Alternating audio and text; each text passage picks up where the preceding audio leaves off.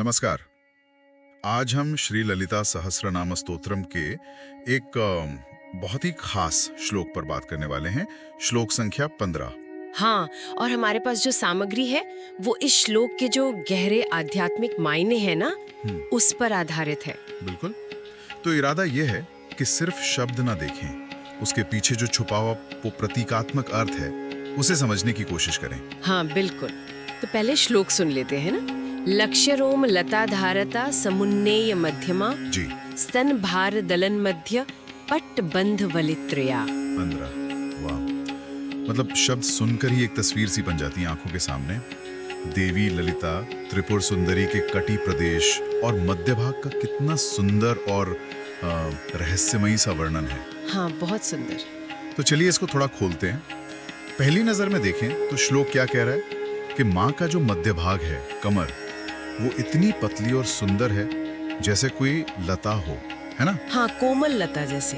और उस पर जो रोमावली है वो इतनी महीन है कि मतलब ध्यान से ही दिखती है। समुन्नय का शायद यही मतलब है। हाँ, मतलब अंदाजा लगाना पड़ता है, इतनी सूक्ष्म है।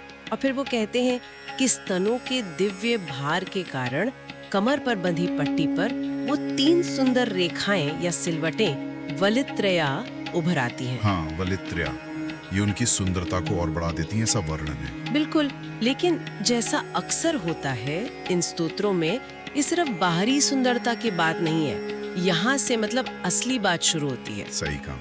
ये भारी रूप जो है वो असल में गहरे आध्यात्मिक सच का प्रतीक है।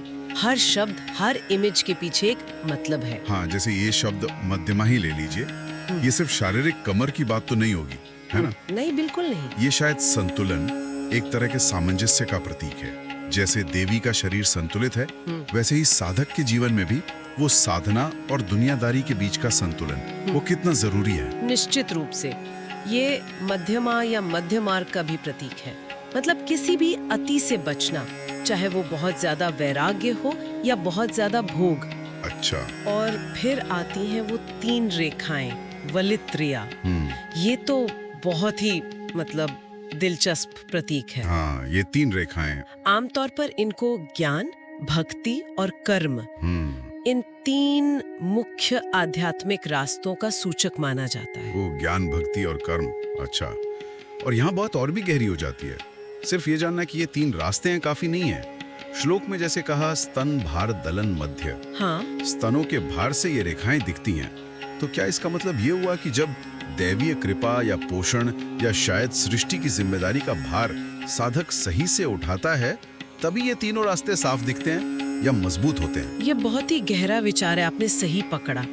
इसको ऐसे भी देख सकते हैं कि जब दिव्यता का पोषण और उसकी शक्ति जीवन में आती है, स्तनभार, तो वो साधक के मध्य भाग यानी उसके अस्तित्व के केंद्र को इस तरह से प्रभावित करती है कि ज्ञान, भक्ति और कर्म के रास्ते अपने आप ही सामने आते हैं और संतुलित हो जाते हैं। अच्छा, तो ये अलग अलग नहीं है? नहीं, ये अलग अलग नहीं है, बल्कि एक ही दिव्य असर से पैदा होने वाली 3 धाराएं हैं। और अगर एक भी बिगड़ जाए, संतुलन बिगड़ जाए, तो पूरी आकृति, पूरा स्वरूप ही बिगड़ जाता है। हाँ, मतलब अगर कोई सिर्फ ज्ञान के रास्ते पर चले, भक्ति और कर्म को उतना महत्व ना दे, तो जीवन शायद बहुत रूखा, अहंकार भरा भी हो सकता है। बिल्कुल। और अगर सिर्फ भक्ति हो लेकिन सही समझ, मतलब ज्ञान और सही कर्म न हो, तो इंसान अंधविश्वास में पड़ सकता है या सिर्फ भावुकता में बह सकता है। सही कहा। और बिना ज्ञान और भक्ति के सिर्फ कर्म, वो तो शायद दिशाहीन हो जाएगा या सिर्फ बंधन बन जाएगा। हाँ बिल्कुल। तो ये वलित्रया या 3 रेखाएं सिर्फ रास्ते नहीं है, बल्कि एक संतुलित, एक इंटीग्रेटेड जीवन जीने का नक्शा है एक तरह से। वाह। देवी का सौंदर्य जो है वो बाहरी नहीं, वो अंदर के संतुलन और पूर्णता का प्रतिबिंब है। उनका रूप हमें याद दिलाता है कि असली सुंदरता और असली आध्यात्मिक जीवन भी टुकड़ों में नहीं मिलता, वो समग्रता में है। हाँ। जब ज्ञान, भक्ति और कर्म एक साथ सामंजस्य में चलते हैं, तभी जीवन में दिव्यता की झलक मिलती है। ठीक वैसे ही जैसे माँ ललिता के रूप में ये तीनों रेखाएं उनकी सुंदरता को और निखारती हैं। तो तो ये स्तोत्र सिर्फ तारीफ नहीं है, ये जीवन जीने की कला का एक गहरा पाठ है। तो इस पूरी बातचीत का निचोड़ क्या निकला? यही कि ये श्लोक श्री ललिता सहस्त्रनाम का देवी के शारीरिक सौंदर्य को एक प्रतीक की तरह इस्तेमाल कर रहा है। हाँ, और ये हमें दिखा रहा है कि असली दिव्यता और सुंदरता कहाँ है। वो है जीवन के 3 मुख्य आयामों, ज्ञान, भक्ति और कर्म के सुंदर और संतुलित मेल में। बिल्कुल सही। और यही संतुलन हर साधक को अपने जीवन में लाने की कोशिश करनी चाहिए। संक्षेप में कहें तो ये श्लोक हमें बाहरी रूप के पार देखने और देवी के सौंदर्य में छिपे आध्यात्मिक सामंजस्य के गहरे संदेश को समझने की प्रेरणा देता है। और ये याद दिलाता है कि हमारा अपना जीवन भी इसी संतुलन और समर्पण से सुंदर बन सकता है। और जाते जाते श्रोताओं के लिए एक सवाल या एक विचार छोड़ जाते हैं।